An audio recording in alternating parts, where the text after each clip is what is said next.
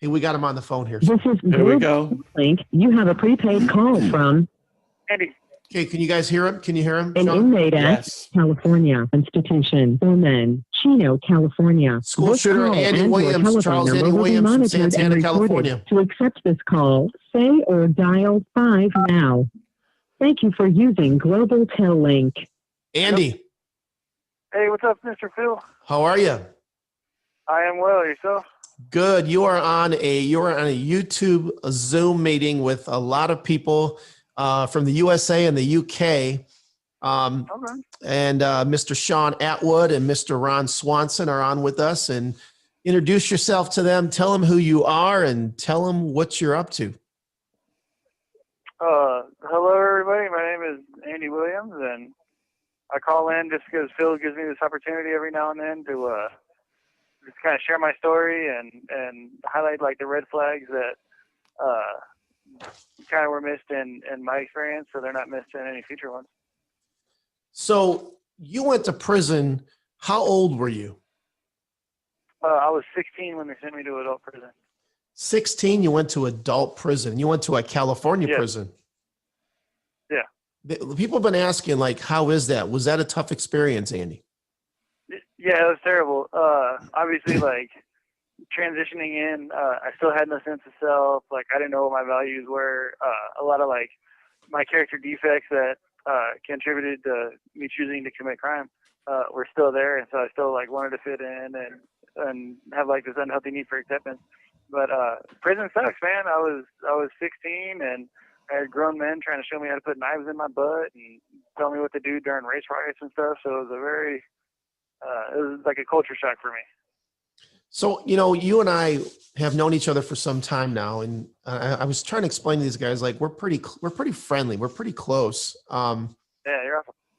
And that's not typically what I would say about a lot of people I talk to.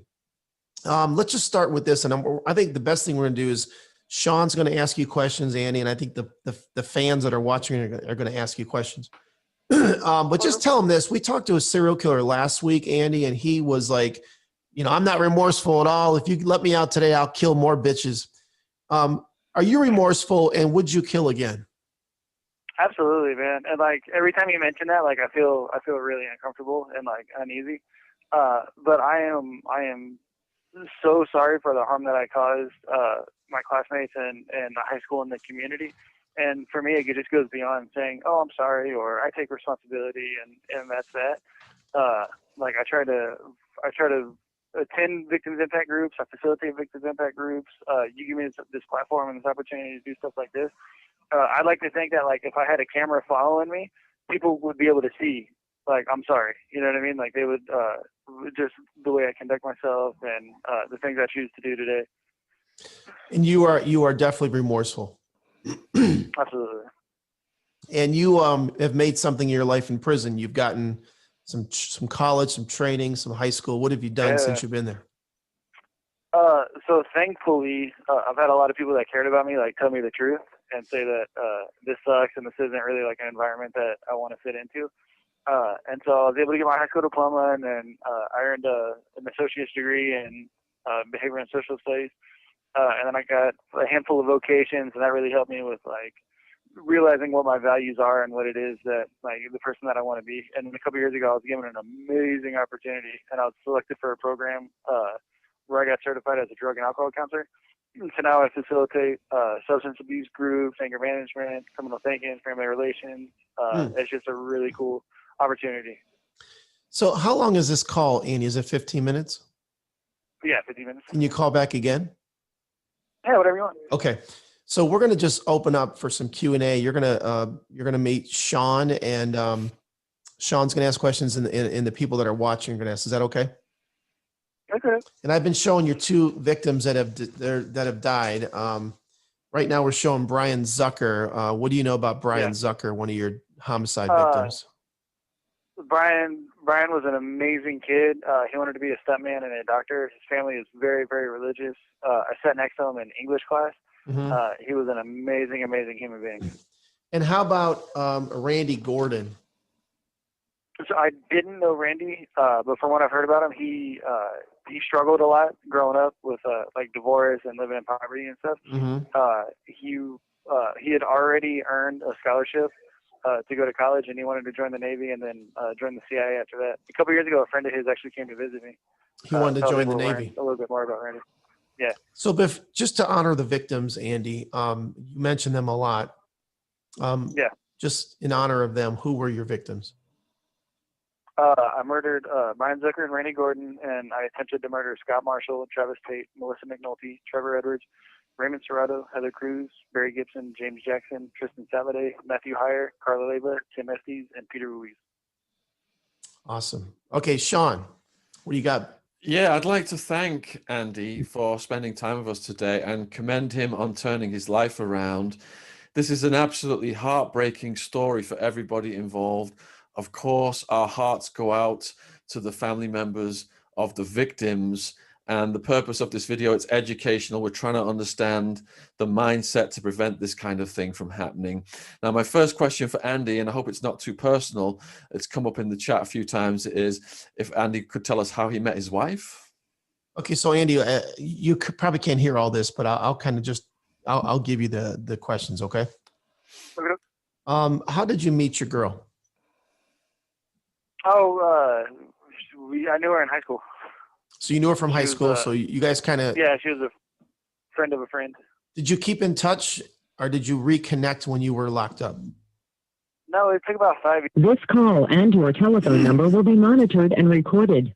I just got like a letter out of the blue saying that she wanted to come visit, and that was actually the first time that like her visit, because she was obviously a student at Santana. And so when she visited, she was like, look, man, like what you did was not okay. This is how you impacted me. This is how you impacted my friends. Like the fear that you put my family through, like not knowing what was going on with her daughter, like that wasn't okay. And like she was like, our very first visit was like her checking me. Wow. So she wasn't just some like fan or whatever. She was checking you. That's good. Absolutely not. Yeah. No, she was a victim of this. What else you got, Shaun? Just to build on the backstory that you told us a bit about earlier, how did Andy's life change when him and his dad moved to California? How did your life change when you moved to California? What you would always tell me you're an Army brat and you moved everywhere. Yeah. What was it like when you moved to California though? So like growing up, bouncing back and forth between Maryland and Georgia, very tight knit communities, very like small towns. And like I fit in relatively okay. When I got to California, I went to Turner and Palms for about 8 months, and I was insulated there because my grandparents had already lived there and they knew a lot of people in the community.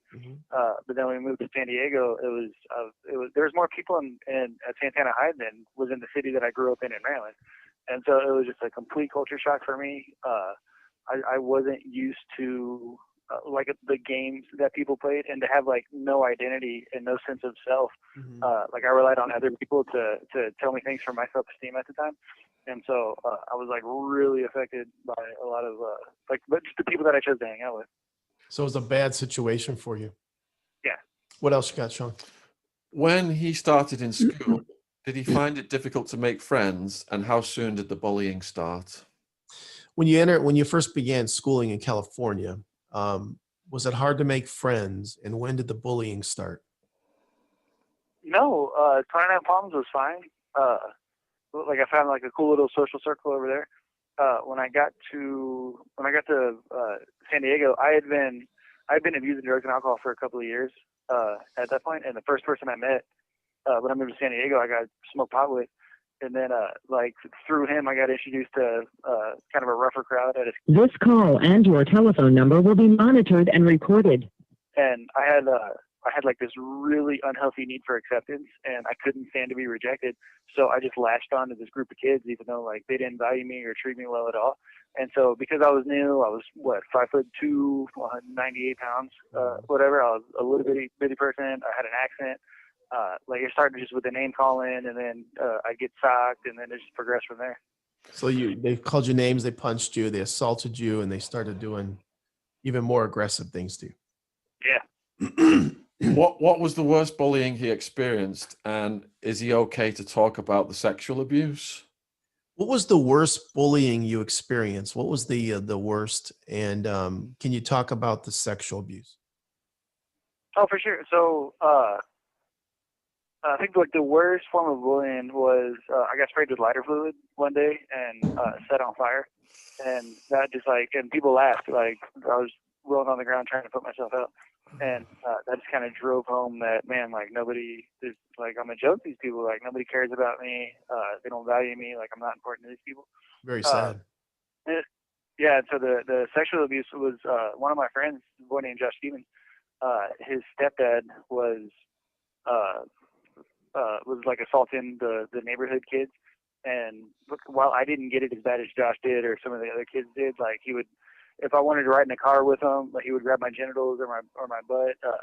He would like supply us with drugs and alcohol, and so in order for him to go make it to go buy us booze, like he'd make us kiss him and stuff. And it was just it was very uncomfortable for me, and I didn't know how to set boundaries. Like I knew this wasn't okay, but I was so devastated that adults would treat me this way that like I couldn't like that isn't something that me being 14 at the time, that wasn't something I was willing to talk about. Wow. Or share. Wow. Before he got the notion to kill others, did he want to kill himself? Before you thought about taking a gun to school, did you think about killing yourself before that? Yeah, I had thought about running away. I had like idolized Kurt Cobain growing up, and so like some of the older kids in the neighborhood, like I would ask them to sell me heroin, and they would just laugh it off. But I had been like having some suicidal thoughts for a couple of months before I committed the crime. So he was suicidal, and what we say, Shaun, is suicide and homicide are very close together, right? When you commit a homicide, it's almost like you're killing yourself. And when you commit suicide, it's almost like you're killing, it's so closely connected, and you see a lot of it very tightly connected. I've heard some killers say that they felt so powerless their whole lives, but when they had a gun in their hand pointed at somebody, it gave them this enormous sense of power. How did he feel when he had the gun in his hand? Shaun said he heard there's some people say they feel powerless, but once they have a gun in their hand, they feel powerful. When you had your gun in your hand and you were shooting it, did it feel powerful? So one of the things that like I'm the most embarrassed about is right like when I sat down, I shot my classmates, completely devastated the school, and I was waiting for the police to arrive. Like in that moment, I felt relief. Like, and it's like it sickens me today to say that, but I in that moment I was like, okay, I did it. Like I finally stood up for myself. Like I finally showed people that it wasn't okay to hurt me. And so yeah, like I was the one that was in control of other people hurting, and it wasn't other people in control of me hurting. Wow. Was he in shock for a while after the incident? So you go into the bathroom and you pull this gun out and you're going to shoot yourself, but then you decide to shoot other people. You and I have never talked about this. I'm about to ask you right now, Andy. Did you walk out of the bathroom, shoot multiple rounds, and then go back into the bathroom and reload? What did you do? I never really left the restroom. I opened up the stall, and Brian was right in front of me, and to his right was Trevor Edwards, and so I shot both of them, and then over toward like the sink area, there were some people waiting, and I shot them, and I kind of hung out in the doorway and was kind of stood in that doorway. Were there bodies down inside the bathroom with you? Yeah. How many? Brian and Trevor. And were there bodies down right outside the bathroom? Not that I saw, no. Okay, so there were a couple in the bathroom, which is really creepy. What's that feeling like when you're doing this? I mean, are you thinking to yourself, are you total like zombie state, like you don't know what's going on? Or are you thinking to yourself, I cannot believe I'm doing this? What are you thinking? You have 60 seconds remaining. Tell me what you're thinking. You want me to call you back? No, go ahead. Tell me what you're thinking. Oh no, it's a little bit of that, but also like the feeling of being powerful that you were just talking about. Like, okay, I'm finally in control. Like in this moment, nobody's gonna pick on me. And everybody's afraid of you, so it gives you power, right? Yeah. Yes, sir. You want to call me back? Yeah, that's okay. Call me right back. Thank you. Yes, sir. Wow. Wow, just absolutely mesmerized. Totally contrast to last week, Shaun, or what? Total contrast. Completely. And as we're talking, cannibalistic serial killer Clyde Gibson's trying to call. Of course. Wow. So, that's what I was trying to explain to you guys, Shaun and Ron, is it's a totally different type of person you're dealing with. You know what I mean? It's totally different. It has nothing, you want to villainize these guys, and they did kill people and they deserve to be in prison, but they're not the same as a serial killer. You know what I mean? Yeah. Do you have your list? Global Telling, you have a prepaid call from Hold on one second. Let me get him back on.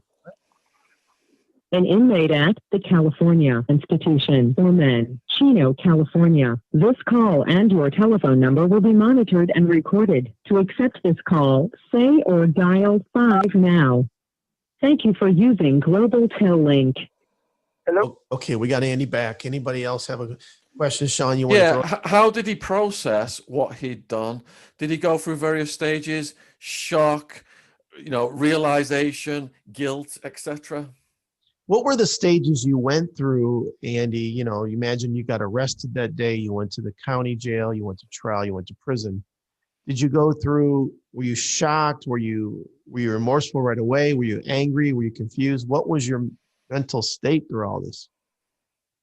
No, definitely confusion. I would get a lot of questions. Like people would ask me stuff, and I didn't have any answers for them. Like at the time, they would ask me why I did it, and I'd be like, "Oh, I don't know. I was just mad," and just kind of like change the subject or say I didn't want to talk about it, just to kind of like avoid it. But yeah, it was just, I don't know. It was just kind of like a progression of realizing like what it was I was responsible for and taking accountability for like all the harm that I had caused.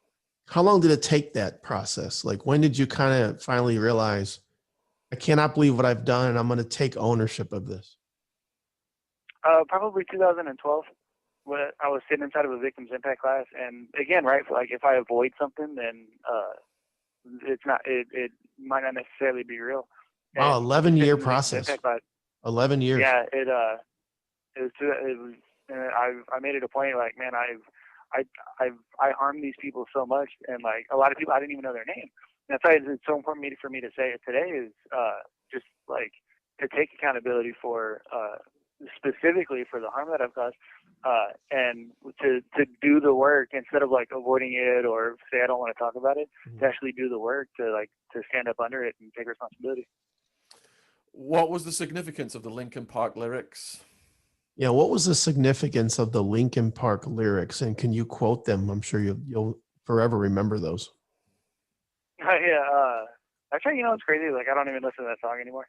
But just at the time, like going through what I was going through, and my belief system being that I'm not important and that nobody cares about me. The music that I chose to listen to just kind of reinforce it. Mm-hmm. And I think in that particular song, it was something to the effect of, no matter how hard I try, it all falls apart. Mm-hmm. And so I had like this really fatalistic outlook, like no matter what I do, my life is never going to get better. Nobody cares about me. Nobody loves me. I'm not important. Like I would be better off if I was dead. I'm showing them the suicide note you wrote, and in the bottom you said, "Sorry, Dad. Yeah. I love you." Yeah. To me, that's just fucking. That's pretty sad. Really sad. You know that? If he hadn't been able to get a gun, would he have tried another method? If you couldn't have been able to get a weapon like a gun, what would you have done? Would you have tried would you try a knife or a different weapon? No, I don't think so. It just would have been some other different type of like self-loathing behavior, and I would have done something to try to figure out a way to harm myself. Were you inspired by other shootings like Columbine? Like this happened in 2001. Columbine was like 3 years ago. Did that inspire you at all? Did you think I want to do that someday, or no? No, I mean I was familiar with it just being like a student, but it didn't play a factor in it at all. There was no point in time where I idolized those people. Okay. I've got a question. At some point, did you thought about taking your own life during this process? Am I right? Yeah, you thought about taking your own life through this process, didn't you? Like being in prison or before? No, before. How Yeah. about killing yourself? That was your first plan. Oh yeah. Yeah. Yeah. Why do you think you managed to find the strength to pull the trigger at your classmates, but not on yourself? Was there a moment that changed your perspective on what was clearly your initial plan? When it's quiet, Andy, they're asking me questions and I'm relaying them to you. Okay. So just thanks for being patient. Yes, sir. You thought about shooting yourself. You said you went into the bathroom. I think you were on your knees with a gun in your mouth. Is that correct? Yeah. Yes, sir. And why not kill yourself, but your classmates? What was your mental process between killing yourself and killing your classmates? Tell me, you kind of explained that today. What was the shift there? Yeah. So obviously, like made it to school, went into the boys' restroom. Like I pulled the bullets in my pocket. I loaded the revolver, and I was sitting on the toilet, and like I put the pistol in my mouth. I pointed it at my temple, behind my ear, underneath my chin, and I was trying to figure out a way to shoot myself and not have it hurt. Just because I was like, man, I've been through nothing but pain for the last 8 months. I didn't want like my last act on earth to be painful. And then like I don't know, it was almost like a switch got flipped, and I started like replaying the tapes of all the things that had happened to me. And I was like, man, if I've been afraid to go to this high school, like I want to be the one that makes other people afraid to go to school. I've been hurt while I've been at this high school, so it is now somehow okay for me to hurt other people that are going to the school. And like I've been made to feel like nothing, so that makes it okay for me to make other people feel like nothing. And I completely projected, like I put a blanket over the entire school, and like completely projected all my problems onto people that had nothing to do with what was going on with me. Did you get any letters from people from that school? No, I mean, I kept in contact with a few of my friends early on. But you didn't get letters, just random letters from other students? No, not from anybody that I didn't already know. Okay. Shaun, we got any questions in the chat? Yeah, Jay wants to know, what would he tell parents to prevent this from happening again? Good question. What would you tell parents to prevent this from happening to their kids? No, that's an excellent question. So I talk all the time about like my belief system, and my belief system was based on my experiences, right? Like growing up in divorce and a little bit of poverty and moving around a lot. And so just based on my experiences, it was, nobody cares about me. I'm not important. My life is never going to get better. And so, and then I chose to cope with drugs and alcohol. But there was plenty of people in my life that I could have listened to. But just like challenge those belief systems in the kids, man. Like I wish somebody would have grabbed me by the neck and like driven home the point that I was cared about and that I was loved. No, when I was growing up, Andy, I was raised in a little bit of a dysfunctional home as well. And I had a football coach that kind of took an interest in me, and I could tell he cared about me. If one person would have taken you, put their arm around you and said, you mean something, you matter, could that have prevented this? Oh, I imagine it's definitely possible, but unfortunately instead I chose to hang out with Josh Stevens and Chris Reynolds, and the adult of significance in my life was molesting me. Wow.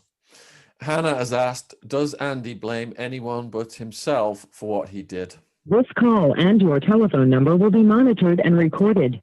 Did you say Hannah? Yeah, Hannah. Hannah asks a question of you, Andy. Do you blame anybody else for this? Is it just yourself do you blame, or do you blame anyone else?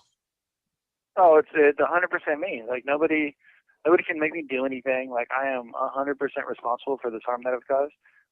And that's about me taking accountability. Like I think early on it was easy for me to go, oh, well, if the guidance counselor wouldn't have told me that boys will be boys, so it's somehow his fault, or I was picked on, so that somehow makes it okay. Like nobody made me do anything. This is 100% on me.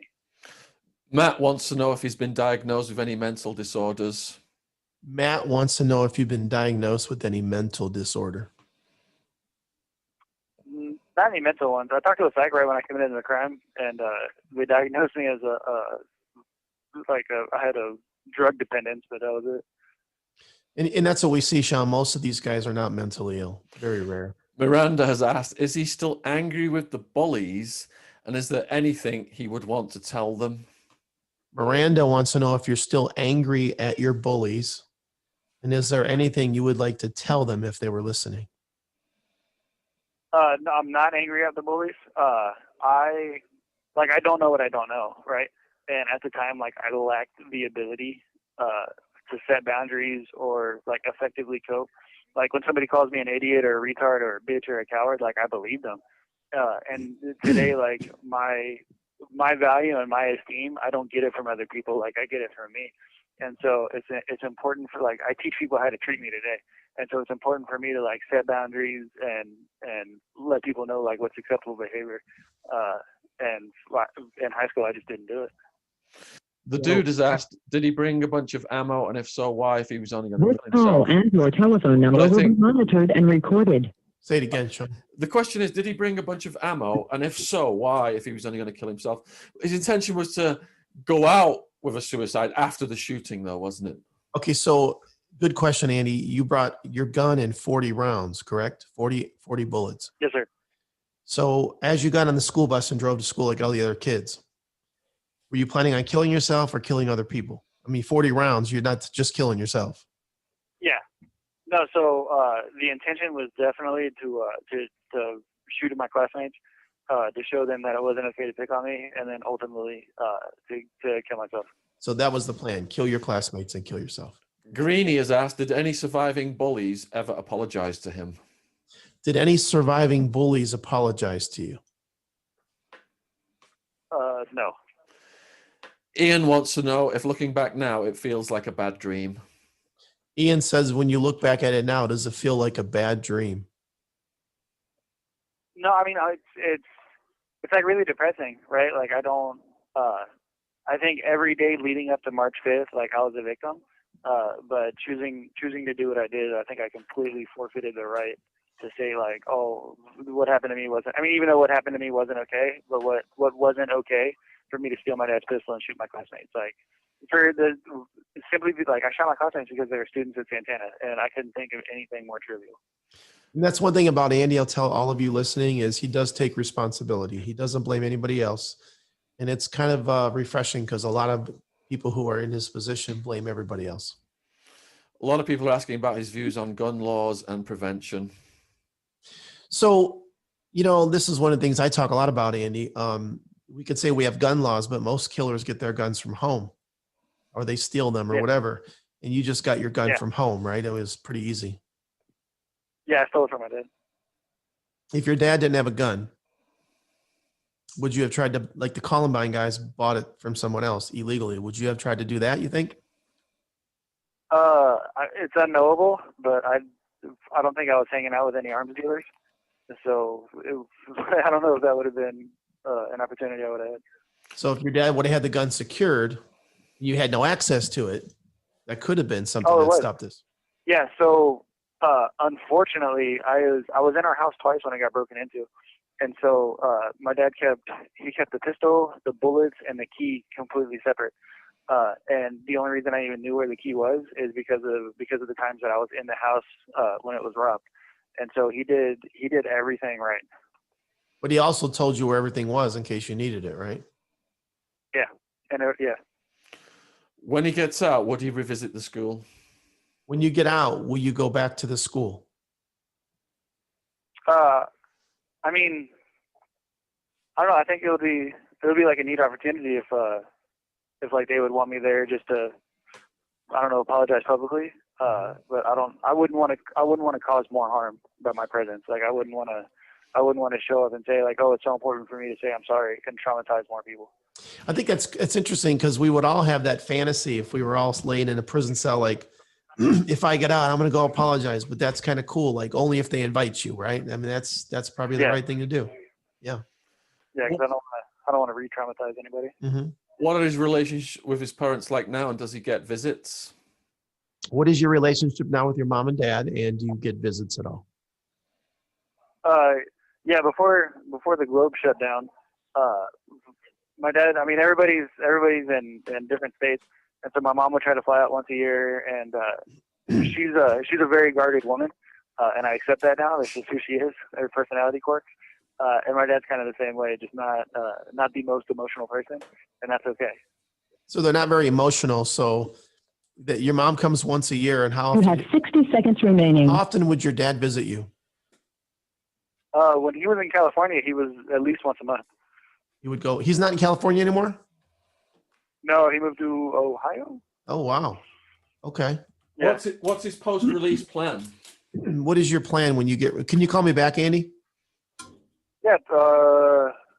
Can you call me back? Yes. Are you sure? I was looking to see if there's a line. Are you okay? Yeah. No, I'm fine. Call me right back. Yep. You got to understand, guys. Shaun put another hamster on the wheel for his camera. I think the first hamster ran out of gas there, but we're back. We're back. How amazing, right? And different feeling inside your gut compared to last week is this, Shaun? It's Yeah, I mean, last week I was like going to bed just like, oh, what's just happened?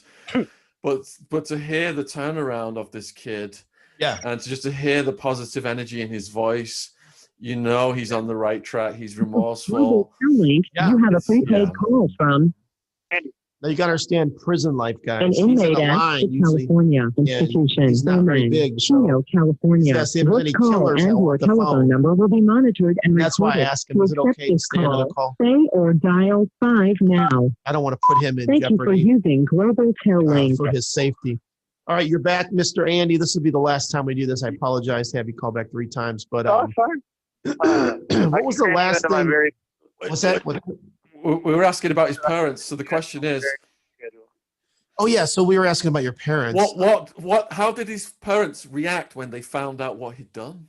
Yeah, what did your mom and dad say to you when they found out what you had done? What was their reaction? It was weird. It was like, so my dad never told me he loved me, and I didn't even know this until he said it. But he never told me he loved me until after I committed the crime. It was like the first time that I'd ever heard the words from him. So even though like I felt it, I had never heard it before. And so it was just like acceptance and unconditional love from him. Like we cried together, and I don't think I'd never seen him cry before. And so just seeing how like heartbroken he was, really bugged me. And then my mom was just, she was just kind of like underscoring the bullying thing. Was like, man, was it because of these bullies? And I think she just went into like protection mama bear mode. Wow. Okay. Does he want to have kids of his own? And what are his other goals and aspirations? So when you get out, what are your goals, aspirations, and do you think you'd have your own children? Unknowable, definitely. There's definitely like a conversation between my wife and I. But I would absolutely love to continue doing work like this for as long as he'd have me, and then just continue to do the drug and alcohol work with kids that are growing up in trauma, and just kind of like holding space and supporting kids that are going through nonsense like I did.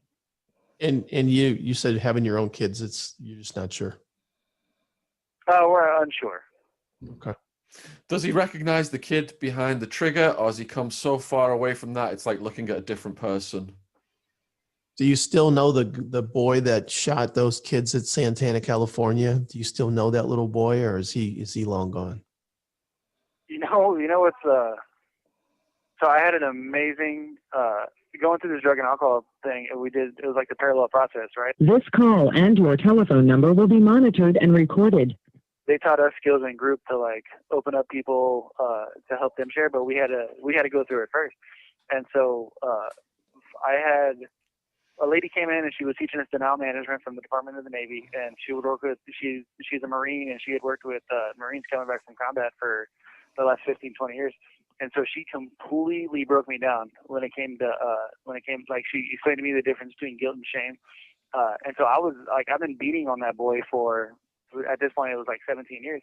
Wow. And it's like just treating him foul, you know what I'm saying? Like telling him how dumb he was, how he should have known better, how he should have done something else. And then she was kind of like processing it and helping me. She was like, well, what would bring you healing? And I was like, man, if I treat that 15-year-old like I wish somebody would have treated me, like I would probably be a lot nicer to myself. And so ever since then, like it's been like I've been still. I mean, it kind of sounds a little bit maybe silly to say out loud, like still holding that person to account. But like also talking to myself a lot kinder than I used to. You know, a lot of people could be in your position, Andy. I mean, I grew up in a dysfunctional home and we had guns in every room, and I could easily, if I had bullies like you, I mean, many people could end up in your position. And unfortunately, once you do that, the consequences are overwhelming, aren't they? Yeah. What was his street drug history? How young when he started, and how heavy did it get? When you were, when did you start using drugs? What's your drug history, and what kind of drugs did you take? So it started when I was, I think 9 with alcohol, and then 11 with marijuana. And it was, I had a stepmom. My dad met a lady. She moved in, and then she thought it was funny to spike my orange juice. And so most days I would walk around with vodka in my cup, and I wouldn't even know it.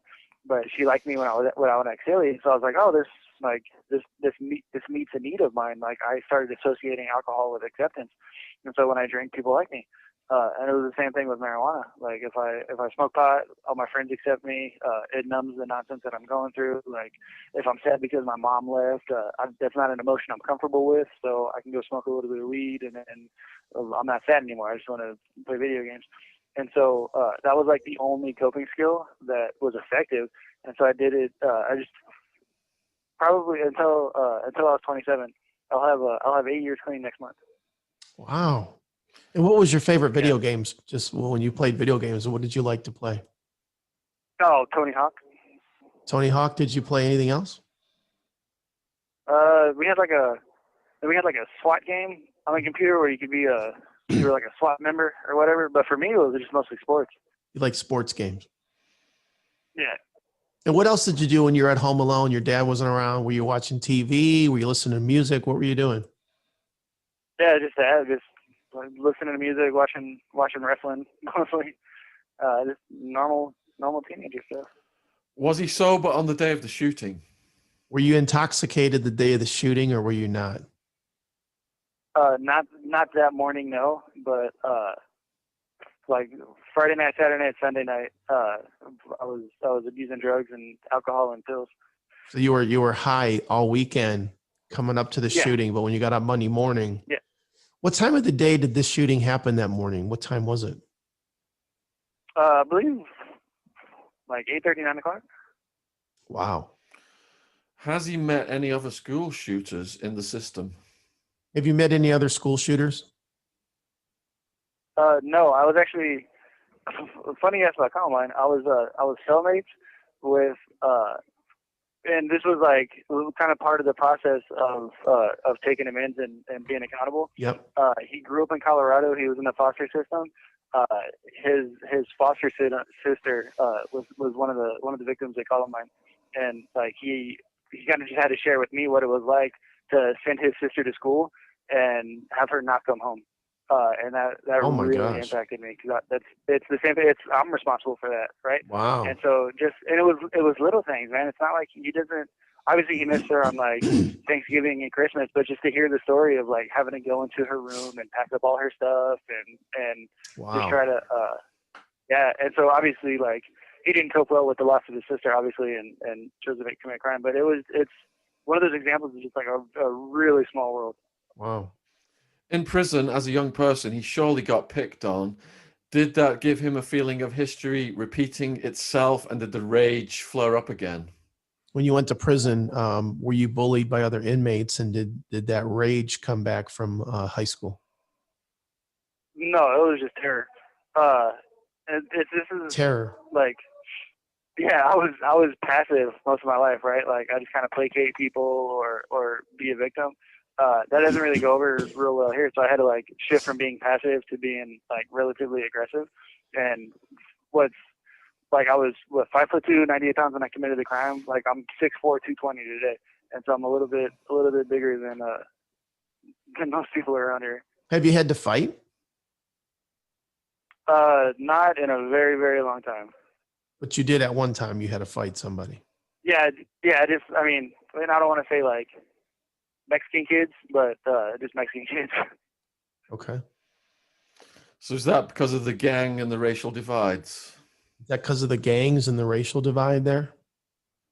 yeah, and that was completely new to the environment. Like I didn't know where I can sit or where I was allowed to stand or anything. Wow. And just being white and young and in prison, it is not like It is bad. I wasn't the majority. There's rules from the guards, there's rules from the gang. They're often contradictory. How did he navigate that? Yeah, how'd you navigate the rules between the prison, the gangs, and all that? Did it take time to get used to that? Yeah, that was just and like what's acceptable, what's not acceptable. And then at one point, like it's like what kind of behavior am I okay with? Like, am I okay with running weapons or running drugs for these people, or is this something that I'm not willing to participate with anymore? And so that's how it was when I was 18. I was told to do something that I wasn't willing to do. So I've transitioned from like these active gang-infested yards to what's known as sensitive needs. Hey Andy, Protective custody. how do drugs get into the prisons in California? A lot of people think visiting, but it's not really visiting. There's some of the staff that work here. The staff. Yeah, I would wait until you're out of prison. I would wait until you're out of prison to talk about that, being that these calls are monitored and you're out for parole soon. So, yeah, I would skip over that one, Andy. How does he pass his time? How do you pass your time? What's your typical day look like? Wake up at like 5:30. Do like a little Bible study. Like I don't know, read the books or magazines or whatever. Try to exercise, and then some days it's like self-help stuff. There's a couple of groups that we started just within. I'm in like a 100-man dorm right now, and so a couple of guys that are like-minded and that are lifers and want to prepare for their parole hearings. Like we'll sit down and just kind of process some stuff. So you're are you in a dorm with 100 men in one room?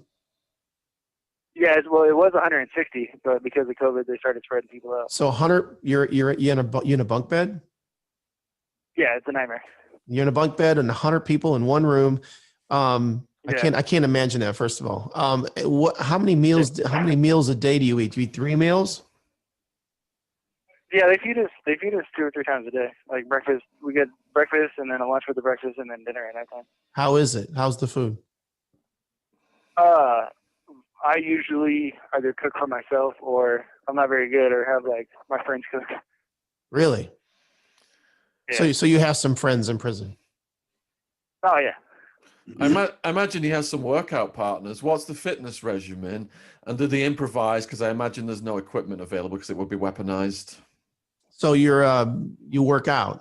Is it a gym? Do you have training partners? What do you do?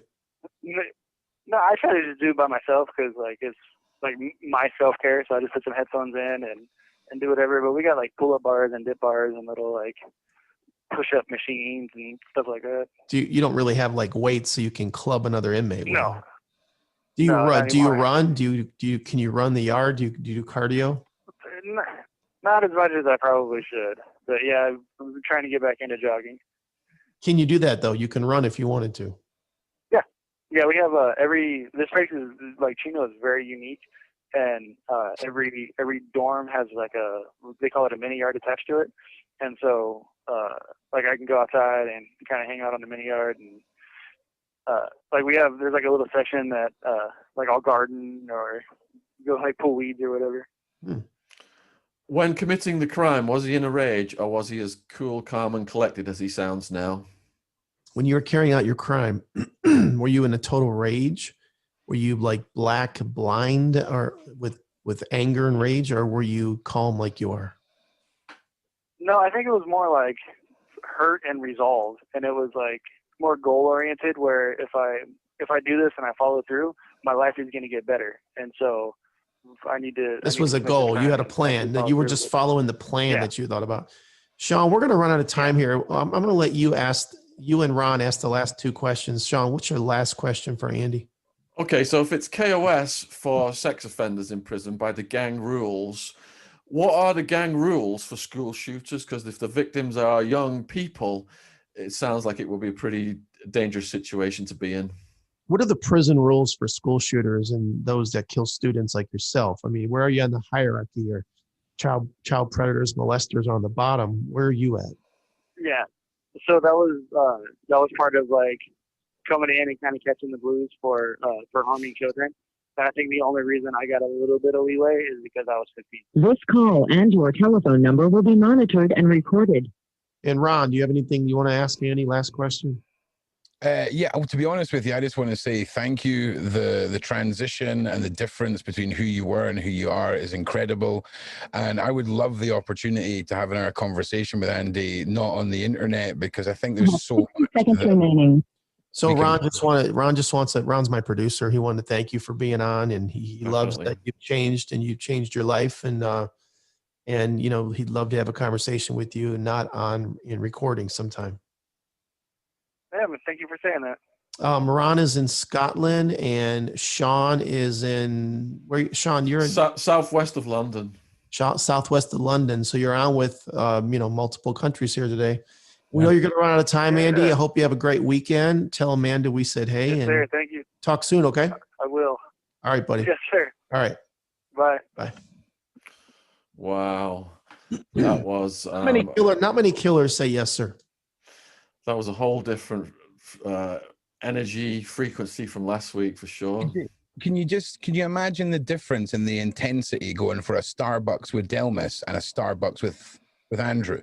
Like, could you imagine the difference in your anxiety level? Can you imagine if they both got out of prison and they wanted to both come live with me? Andy, I would say I'd be comfortable with. Delmas, you piss him off, who knows what happens, right? Man. Oh man, let's save the where can we put Delmas in the Mad Max fantasy reality conversation for another night.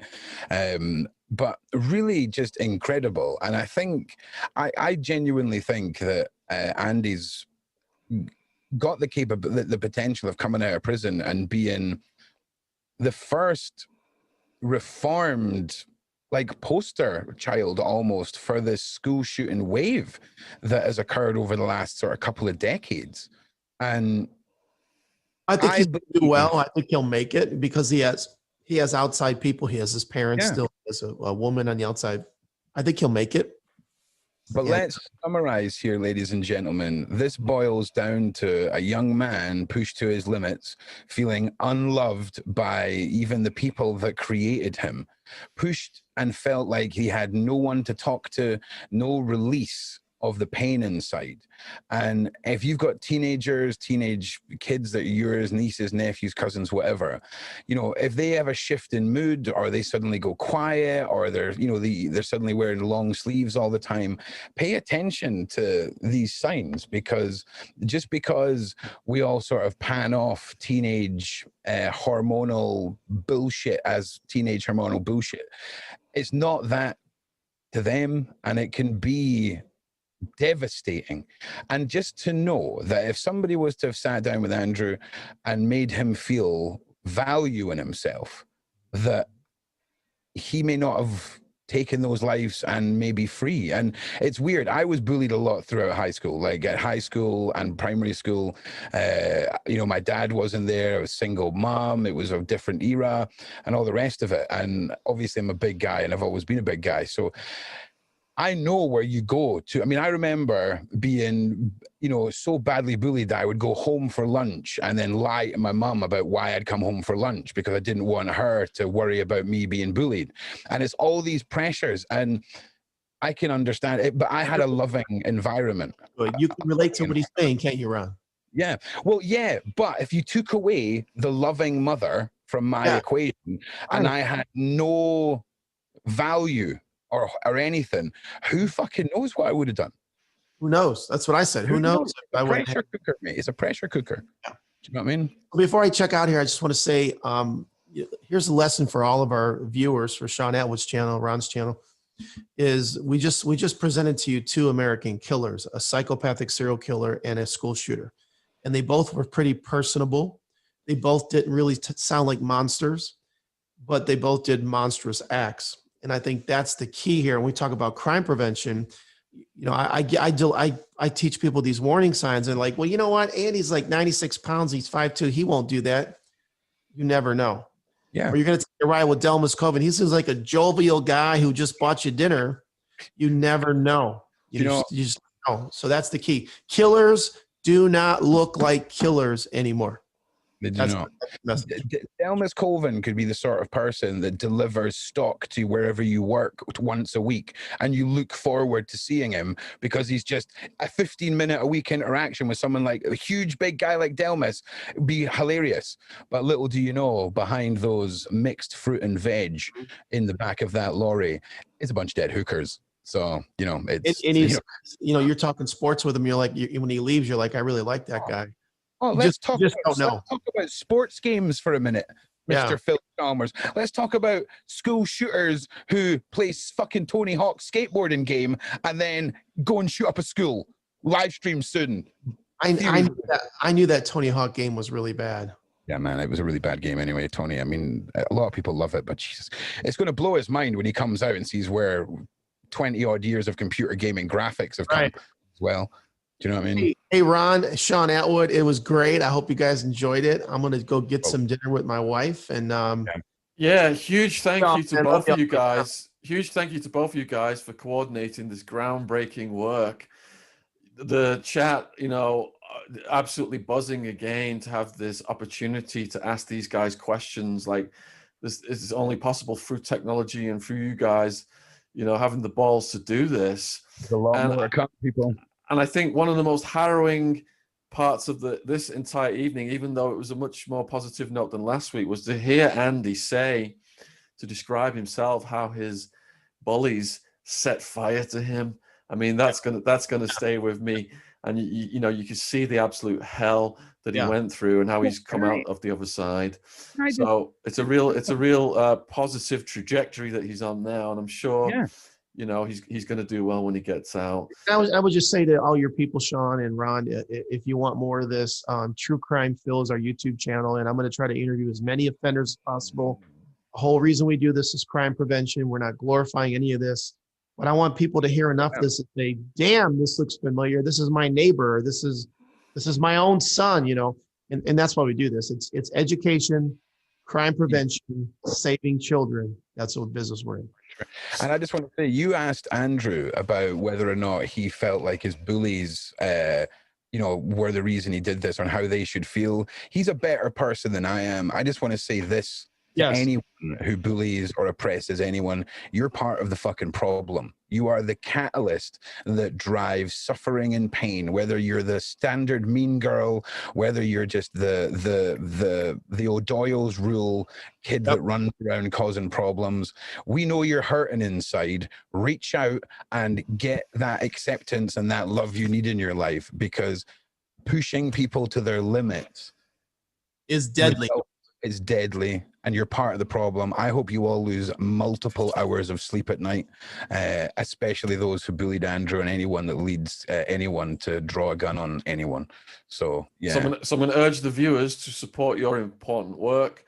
The channel links for Ron and Phil are in the description box. Urge people to subscribe. The more subscribers that they've got, the more they can do to get this work out there and spread the word to bigger and bigger audiences. And I know where I'm going, because you showed us that clip of Delmas this evening. Yeah. So the next thing I'm going to be watching is this bloody Delmas and Daisy broadcast, so I can catch the rest of that conversation. To get all for having the time, Shaun. Phil, you need to just stay there for a minute. You need to stay there. I'm going to wind the show down. I need to just speak to you both afterwards for 2 minutes. Sorry to get all businessy. Listen, Shaun, it's always a pleasure to be here and to bring you stuff that makes you lose sleep or makes you physically ill. With so much more to come. And I just want to say thank you to everyone for your support. And next week we're back. There'll be a proper tear sheet for what's happening next week, and we'll let you know what's happening with Phil, what's happening with Aiko, and we've got a presentation all about serial killers and murderers out in Asia that you've probably never heard of, and taking it to a little bit of a different cultural base. So thank you, everyone, for your support. Thank you to the Shaun Attwood team, to Phil, to his missus, and to my children for not being maniacs this evening. So Awesome. All right, Thanks. you guys Thank stay you. there. I'm going to close the show. I'll see you all later. Thank you very, very much. Please like and subscribe. It's free. Okay? Just fucking do it. Stop making us ask. Love you guys.